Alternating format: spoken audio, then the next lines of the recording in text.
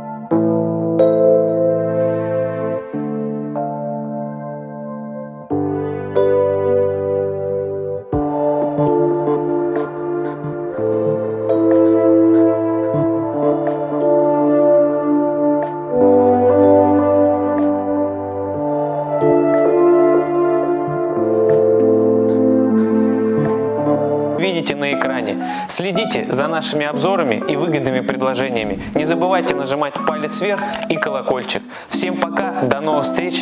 В гостях на юге хорошо, а жить на море еще лучше.